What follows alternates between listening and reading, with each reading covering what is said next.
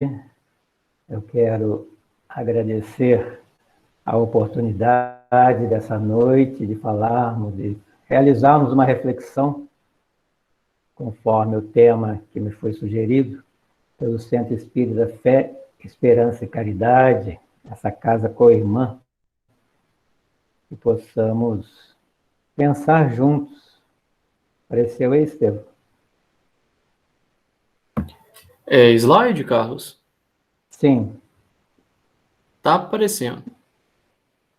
Tá Aí, abrindo? apareceu. Apareceu? O título para a nossa reflexão é Convite ao Otimismo, e essa gravura que eu coloquei aqui já é uma proposta de otimismo, né? Nós temos aí uma região árida, né, sem cor, mas quando colocamos uma lente, ela já nos apresenta todo um colorido que nos faz contemplar exatamente isso.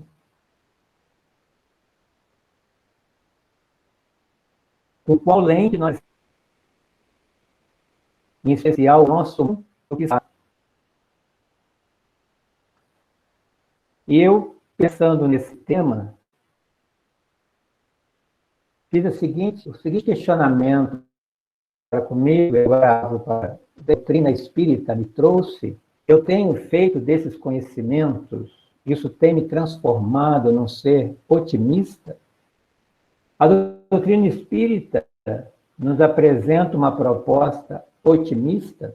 Vamos pensar enquanto eu vou conversando, no final a gente faz um diálogo aí a respeito desse questionamento. Então, fui lá buscar o que na internet nós encontramos como conceito.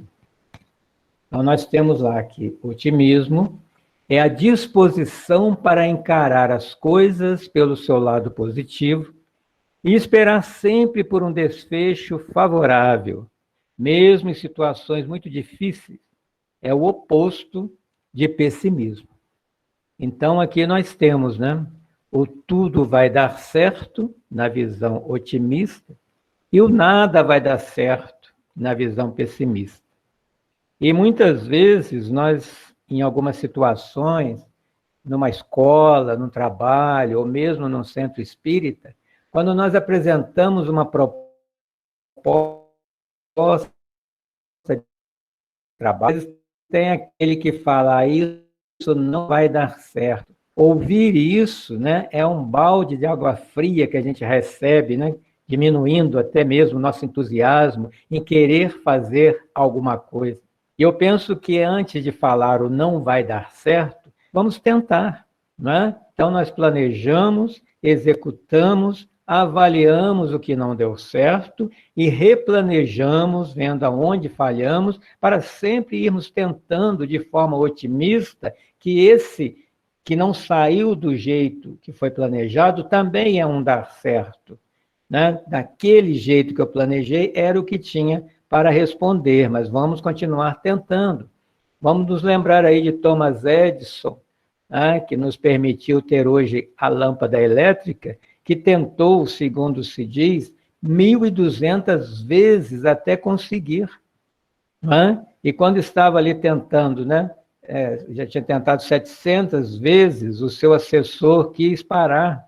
Isso é o tal do pessimista, né? Isso não vai dar certo. E parece que ele respondeu a ele, não, eu sei agora 700 maneiras de não acender uma lâmpada. Vamos continuar tentando. E foi mudando, e graças ao seu otimismo, hoje não precisamos estar aqui à luz de vela. Então, para o espírita, especificamente, o que é dar certo? Não é? O dar certo é nós estarmos aqui hoje. Estamos de novo encarnados para cumprirmos o planejamento que trazemos, né? A nossa prancheta do dia a dia de operação de serviços que devemos realizar. Né? Então, quando nós temos aí tantos abortos espontâneos, né, que as mulheres costumam, né, ter, eu não fui um aborto espontâneo, nem vocês. Então, isso já é dar certo, né? E depois de mim, minha mãe teve um aborto espontâneo. Então, eu não fui o aborto que não deu certo, mas foi esse que eu consegui chegar no corpo. Isso já é uma visão otimista, né? E de agradecimento aos meus pais, né, por me permitirem esse corpo, e à espiritualidade que contribuiu, né, para que eu estivesse aqui, cada um de nós. E estou aqui para quê? Atender os propósitos divinos, fazendo da melhor forma possível a minha parte, de ser no mundo o melhor que eu puder ser. E o espírita que conhece, né, que estuda o espiritismo mais do que conhece, ele não tem por que ser pessimista, pelo mínimo que a gente estuda, que é sempre há uma nova chance, uma nova oportunidade. Então, hoje eu não consegui fazer o que planejei, tem um amanhã, tem um amanhã e tem um amanhã. Encarnado ou desencarnado, tem sempre um amanhã. Vamos lembrar algumas passagens do Livro dos Espíritos, principalmente a parte que eu mais gosto do Livro dos Espíritos, que é a introdução. Só a introdução já merece um estudo, né? Porque ali Kardec dá um apanhado geral sobre o Espiritismo, e ele vai falar sobre a alma, que é um ser imaterial, individual, e sobrevive ao corpo, com comprovação. Né? Então, saber que eu não vou morrer, eu, alma, eu, espírito, já me faz ter uma visão otimista sobre a vida eterna, sobre essa minha caminhada que não vai ter fim, né? Porque a doutrina espírita repousa sobre a existência, né, desse ser independente que é o espírito. Então, lembrando as partes que eu fui vendo aqui que me levaria a ter uma visão otimista, fiz aquele resumo que tem no Livro dos Espíritos, né? O que nos faz ser otimista? Primeiro, é ter a certeza que Deus existe e que é eterno, sempre existiu, sempre existirá, e é soberanamente justo e bom. O que é soberanamente? Não há nada acima dele, ele é o soberano, e a sua justiça também é soberana, a ponto de ir acima, além do que eu entenda como ser encarnado, numa visão limitada ainda que eu tenho. Então, algumas situações que acontecem na vida, pela doutrina espírita que nós estudamos, problemas, né, dificuldades, está dentro da lei, dentro da justiça e dentro da bondade divina para acontecer do jeito que tem acontecido.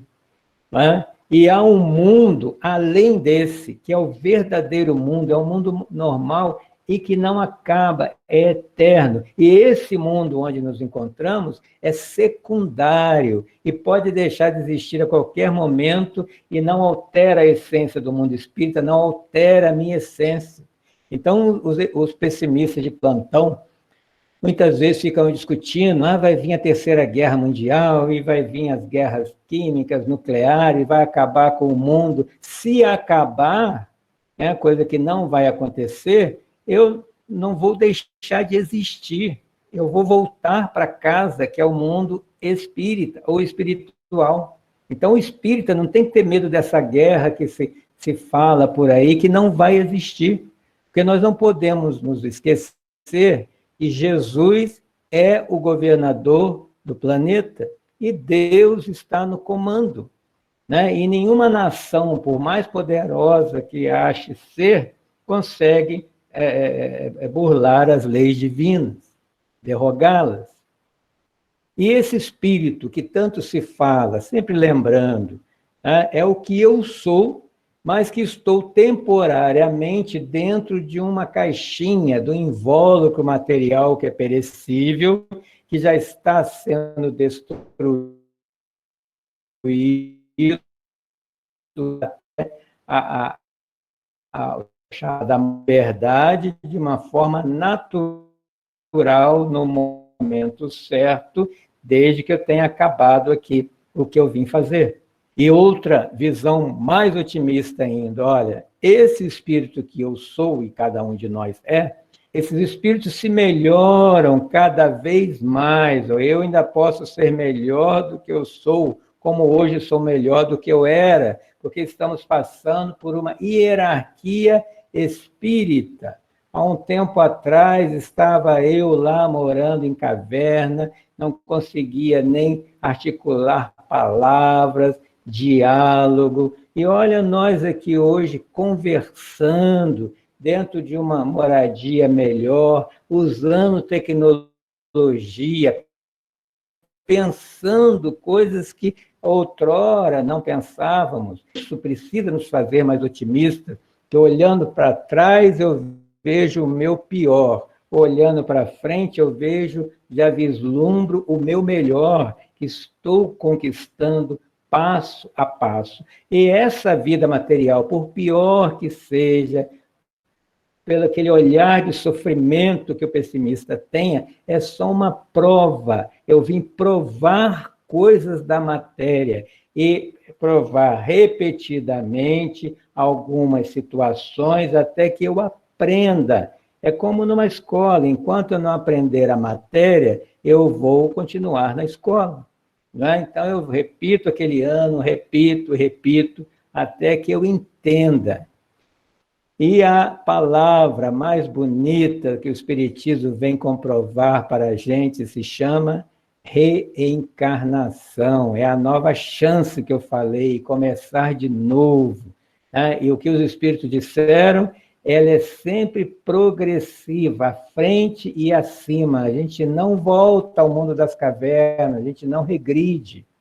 E não e nunca estamos sozinhos. As relações dos espíritos conosco, homens encarnados, são constantes. Eles estão aqui agora me auxiliando, como pediu a Laíde aí na prece, estão na nossa casa, estão torcendo por nós, porque nos amam, torcem pela nossa vitória e querem que a gente seja o mais feliz que a gente conseguir ser. E qual é a nossa atitude nessa existência para sermos felizes, nos sentirmos úteis? Cada um precisa ser útil a si, ao outro, ao planeta, ao ambiente, com os talentos que existe dentro de nós e que precisam ser aflorados, estimulados, exercitados nessa existência. E precisamos tirar do nosso vocabulário essas expressões aqui, ó. Não consigo e é difícil. Isso é um paredão que a gente coloca na nossa frente que nos impede de caminhar. Não é? É o não consigo ainda, mas eu estou tentando. Se eu quiser, eu consigo. Mas muitas vezes eu não quero e dou essa desculpa. Eu não consigo fazer uma prece. Já tentou? Já ouviu falar do Pai Nosso? Pode ser um Pai Nosso, mas eu quero fazer ou vou continuar com essa desculpa? Não consigo. Parece que está falando, não quero. E o tal do difícil quer dizer demorado, não impossível. E a gente coloca o difícil como impossível. É difícil ler as obras de Joana de Ângeles e nunca lê. É difícil ler o Evangelho e nunca lê. É difícil, mas lê um versículo, no outro dia lê o mesmo de novo, vai lendo, até nos familiarizarmos com as palavras, com as expressões, com o estilo e tantas outras coisas. Né? Eu tenho vontade de tocar piano, mas é difícil, mas você não vai sentar à frente do piano e começar a tocar. Começa ali, né? As primeiras teclas e vai tentando, uma hora consegue. Aí é o nosso imediatismo que nos atrapalha. O Espiritismo está indo já para a sua fase final, né? Segundo as fases que o próprio Kardec nos apresentou, que é a transformação social. E isso é responsabilidade de todos nós que nos dizemos espíritas, divulgar esse tesouro aqui que estamos estudando para o maior número de pessoas possível, né? Porque essas ideias espíritas precisam entrar em todas as instâncias do trabalho, no judiciário, na medicina, na ciência e nas outras religiões. Não quer dizer que todo mundo vai virar espírita, não, mas vai mudar a sua forma de ver a vida, né? Aceitando a reencarnação, aceitando que nós sobrevivemos, né, à morte do corpo físico e que é possível comunicar-se com os que já se foram, porque já estamos indo também. E tantas coisas, né, que na Idade Média, né, era coisa do demônio, que não era aceita, hoje já é aceito, então o espiritismo é uma questão de tempo. O verdadeiro espírita precisa ser otimista, porque ele tem condições de olhar o mundo material de um ponto de vista mais elevado.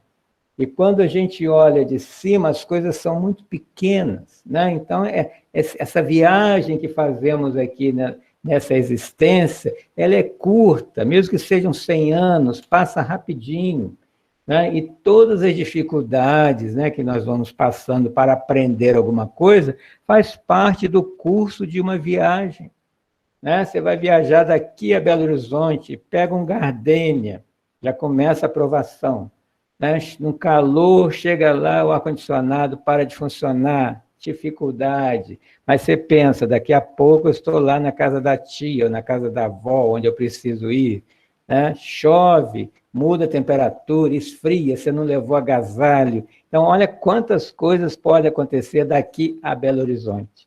Mas, sabendo que você vai chegar numa casa, vai ter, né, um banho quentinho, vai ter alimento, vai ter aquelas pessoas que você ama, você passa pela viagem, é só uma viagem. Só que a gente fala, a vida é uma viagem, tudo é passageiro, mas nós não vivemos com essa convicção no dia a dia. Basta aparecer um problema, tudo isso que nós estudamos não serve para nada. Sabemos a necessidade das provas, expiações, só o Espiritismo fala sobre esses termos, né? Mas, se nós não tivéssemos feito prova na escola, estaríamos na escola até hoje. Então, prova é para provar que eu já aprendi alguma coisa, pelo menos a sofrer e murmurar, ou mudar esse nome de sofrimento, né, que também foi muito batido pelos nossos irmãos de outra religião, como castigo, e olhar como desafio, olhar como uma proposta de crescimento, né? É a hora que a espiritualidade me chama mais para perto dela, olha, quando me apresenta um desafio, não é? Quando a gente é criança e os pais colocam à nossa frente um quebra-cabeça, muitas vezes a gente não reúne a família, vamos montar esse quebra-cabeça, os pais vêm ajudar a criança e, de repente, por mais difícil, né, que de início ele pudesse parecer, ele se monta ali, com ajuda. Então, nós temos esse quebra-cabeça à nossa frente, temos os espíritos, né, que nos auxiliam, temos as pessoas do nosso relacionamento físico que nos auxiliam, e o desafio, né, consegue ser superado, mas com visão otimista.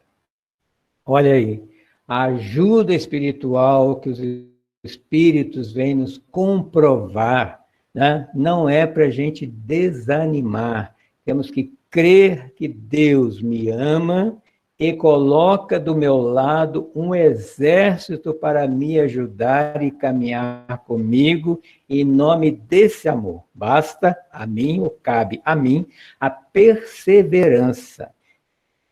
Ele primeiro pergunta, Carlos, o que você quer?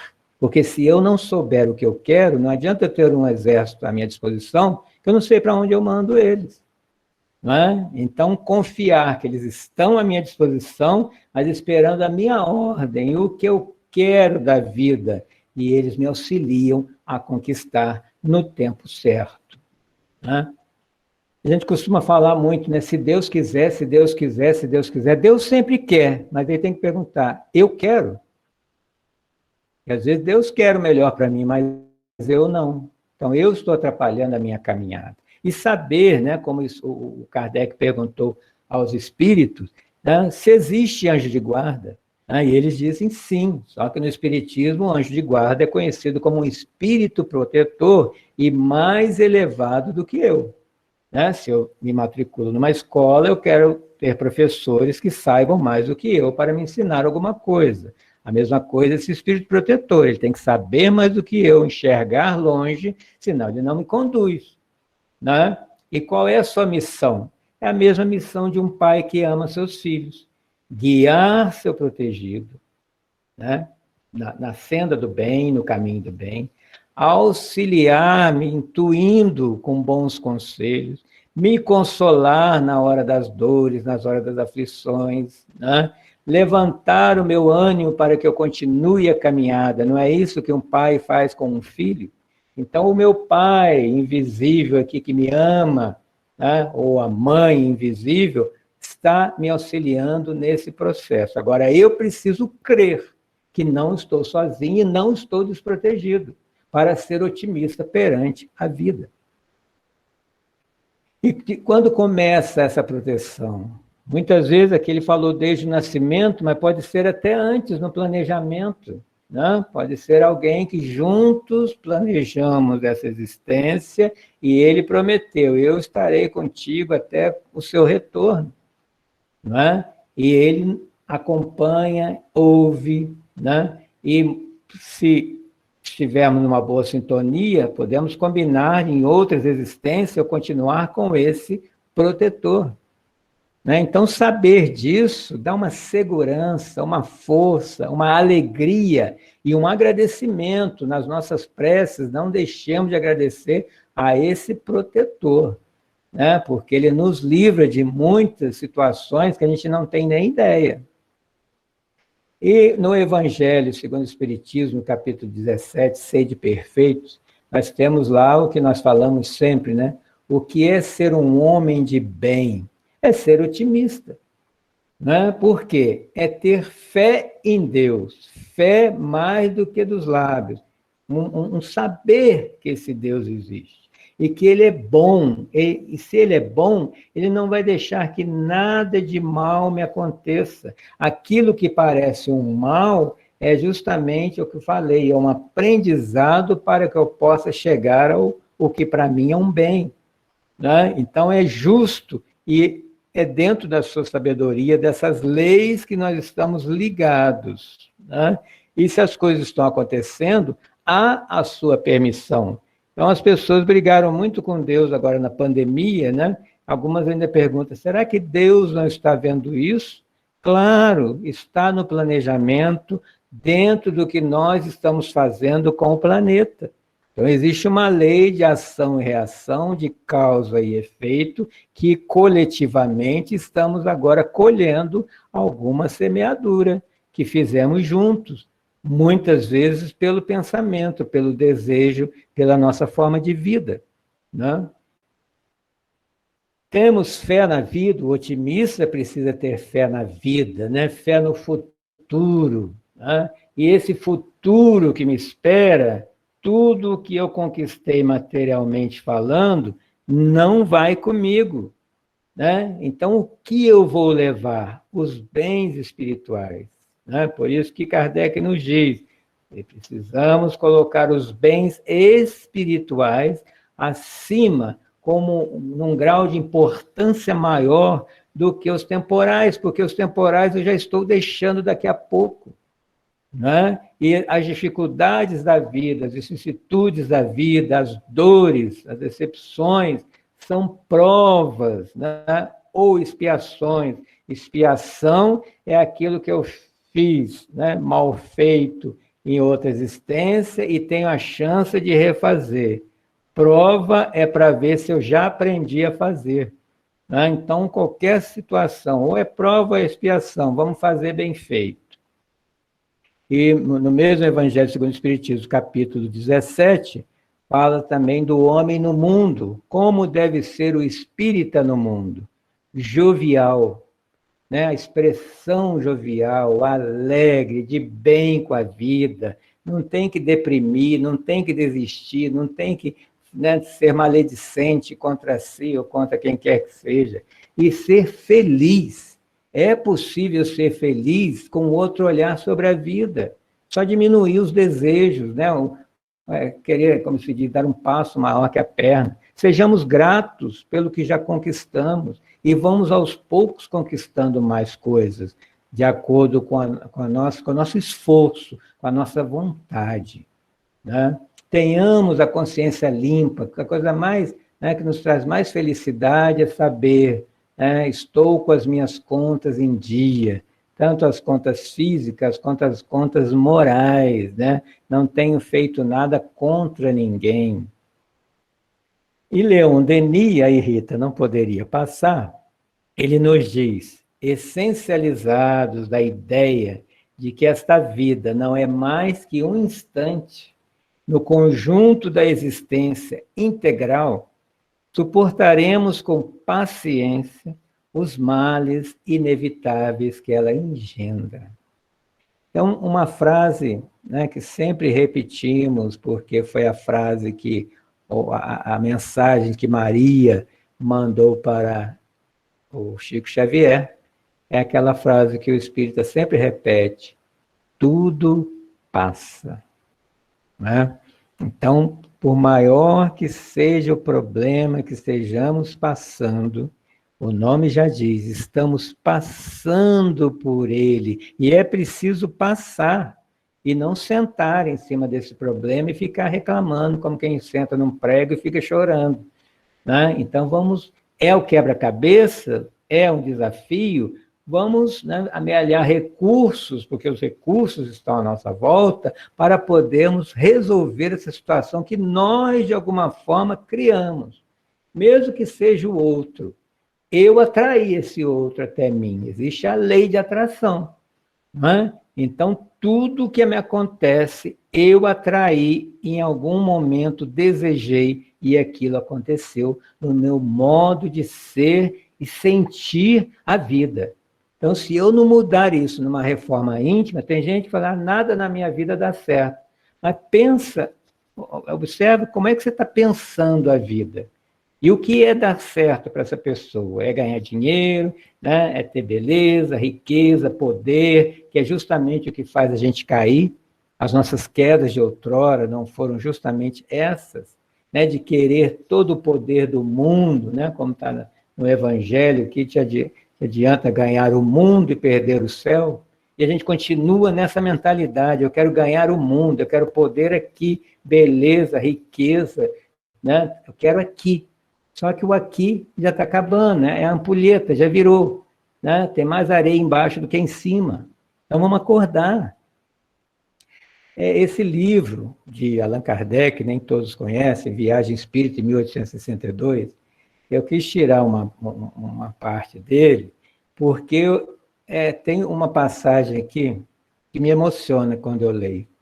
Allan Kardec, ele começou, né, desde 1860, 3 anos depois do advento do Espiritismo, a viajar pelo interior da França, né, foi em Lyon, né, foi ali Bordeaux, para poder saber como é que estava a repercussão do Espiritismo. Ele frequentou os centros, né, de reuniões de estudo, e ele chega nessa cidade, né, num bairro de Lyon, e aí tem os operários que vieram de uma cidade próxima, acho que é Saint-Just, e olha o que os operários ali da fábrica chegaram e falaram para ele.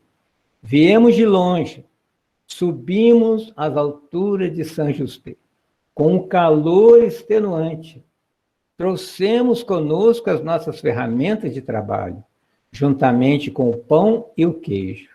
Queríamos partilhá-lo convosco, um verdadeiro ágape, né? Um amor verdadeiro, oferecido com a simplicidade antiga e o coração sincero. E um copo de vinho que essa brava gente não pode beber todos os dias. Ah, uma verdadeira festa. Iríamos ouvir falar de espiritismo. Isso é de uma profundidade. Olha o sacrifício que eles fizeram. Levaram, né, o seu melhor para conhecer Allan Kardec, ouvir de sua boca falar de espiritismo. E aí eu fico pensando, quando nós saímos de casa, aí um calor extenuante, ou debaixo de chuva, ou numa noite fria, para irmos a um centro, né, quando presencial, nós vamos com essa alegria, né? Ah, uma verdadeira festa. Nós vamos ouvir falar de espiritismo, né? Lá em Itanhandu, lá no Cefec, lá no Núcleo, onde quer que seja, em Angra dos Reis. Vamos lá fazer uma festa com amigos. Eu estou saindo para encontrar amigos, irmãos de ideal, e vamos conversar do que nós mais gostamos, espiritismo. É com esse otimismo que nós vamos para uma casa espírita? É uma questão a se levantar. E Kardec também, né, nessa viagem, vai contar como que era essa viagem. Lembrar que não tinha carro, né? Era em aquelas carruagens, era em cavalo, era em navio, era a pé. E ele diz lá que passou 6 semanas, né, de 1862, né, começou no outono, depois veio um inverno europeu, né, com neve, tudo aquilo que nós conhecemos, e enfrentando chuva, frio, neve, e se locomovendo com dificuldade pela província francesa. Por que ele fez isso? Precisava, né? Isso é um otimismo de que o espiritismo vai dar certo. E eu preciso passar por esse sacrifício para que ele dê certo. E hoje ele sabe que Deus está dando. Estamos aqui nós falando de espiritismo, né? Mais de 160 anos depois. E Bezerra de Menezes também nos traz um pouco de otimismo, dizendo que a alegria do otimista é a resultante da esperança. O pessimista é aquele que não espera mais nada, por isso ele está desesperado. Desesperado é aquele que não espera mais nada, que não, né? Para ele acabou o mundo. Com essa pandemia acabou o mundo. Espera aí, gente. Né? Então há um futuro promissor, porque a vida não acaba.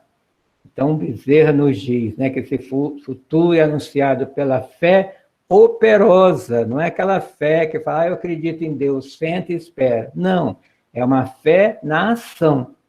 Eu tenho fé que Deus vai me ajudar, então vamos, eu e Deus, vamos lá. Não é aquela assim, Deus vai me ajudar, fico esperando Deus fazer a parte dele, que ele sempre faz, mas cadê a minha? Né? Esse Deus, essa fé, nos sustém no serviço de cada dia, com fidelidade e correção. Um pouquinho de Chico Xavier e André Luiz, quando o ministro Genésio, né, lá de Nosso Lar, vai dizer a André Luiz, quando o discípulo está preparado, o pai envia o instrutor. O mesmo se dá relativamente ao trabalho. Quando o servidor está pronto, o serviço aparece. Isso aqui vale para muita gente. Não consigo emprego, não consigo emprego, não consigo emprego. Você está se capacitando para que, ao estar pronto o serviço, você possa oferecer o seu serviço? Principalmente o brasileiro, né? O brasileiro é muito de fora para dentro. Deus vai me dar, o padre vai me dar, não sei, o espírito vai me dar, o patrão vai me dar. Aí, e o que eu ofereço? Então, até para pedir um emprego, falar, eu tenho essa profissão para te oferecer, você está interessado no que eu sei fazer? Aí você pergunta para a pessoa que você sabe fazer tudo, quer dizer, não sabe fazer nada. Não se capacitou, não se qualificou e fica reclamando que não tem emprego, nem estudou, né? Não gosta também de estudar. Então, vamos ver o que nós estamos fazendo para sermos esse servidor pronto. Né?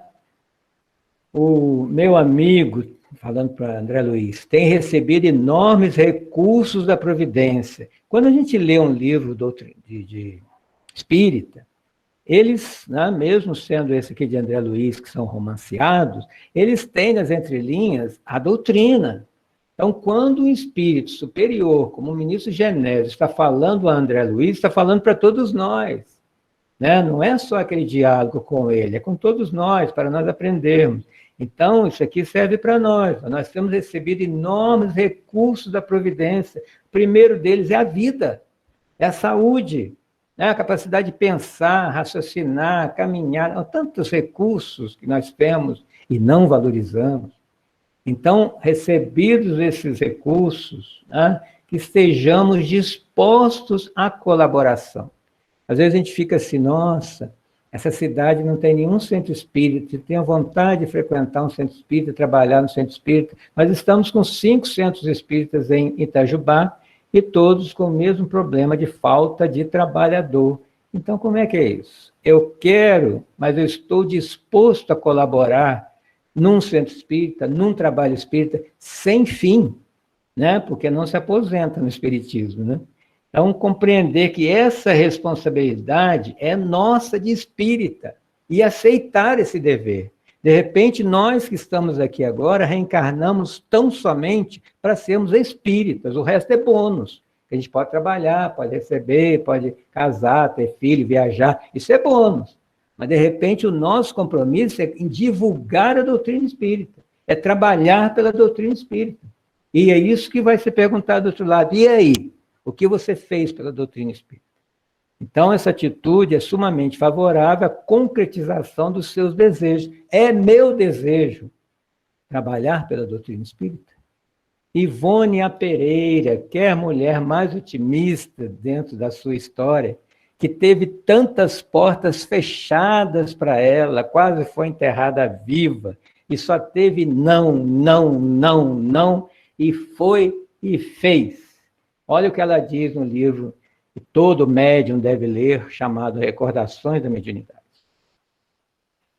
E assim foi que a doutrina do Senhor, né, a doutrina espírita, a esperança na sua justiça, a fé, a paciência, que sempre me impeliram para o espiritismo, a par do cultivo dos seus dons, dos dons mediúnicos, né, que espontaneamente se me impuseram desde a minha infância, me tornaram bastante forte para dominar e superar, até agora, as dificuldades que comigo vieram para a reencarnação expiatória, como resultado inapelável de um passado espiritual desarmonizado com o bem. Então, com toda essa dificuldade, ela não perdeu a esperança. E aqui nós vamos terminando com o Evangelho de Jesus, que o espírita precisa começar a ler. Nós temos hoje o trabalho do Evangelho minucioso, né, do estudo do Evangelho minucioso de Jesus, que é para nós conhecermos o Evangelho, para quando Emmanuel comenta um versículo, nós sabemos de onde ele tirou, do que ele está falando. Tem espírito que só conhece o Evangelho dos livros de Emmanuel, daquele livro de mensagem. E Mateus nos dá uma lição de otimismo no capítulo 6, versículo 26, que desde criança eu sempre achei linda essa frase. Observai os pássaros do céu. E toda manhã, quando a gente abre a janela, tem os pássaros voando, começando o dia. À tarde, quando vamos fechar a janela, eles estão procurando lugar para dormir. Eles não semeiam, nada guardam em celeiros, mas vosso Pai Celestial os alimenta. Não sois mais do que eles. Pensa. E continua no capítulo 6, verso 28. Observai como crescem os lírios dos campos. Não trabalham, nem fiam. Entretanto, eu vos declaro que nem Salomão, em toda a sua glória, jamais vestiu-se como um deles. Jesus falando. E continua em Mateus 6, 31 a 34. Não vos inquieteis, porque vosso Pai sabe que tendes necessidades, você não está desamparado. Não vos ponhais inquietos pelo dia de amanhã, você deixa de viver o hoje. Porquanto amanhã cuidará de si. A cada dia, basta o seu mal ou basta o seu cuidado. E aqui os livros que eu li e tirei essa nossa reflexão. Então, muito obrigado pela oportunidade. Possamos conversar a respeito.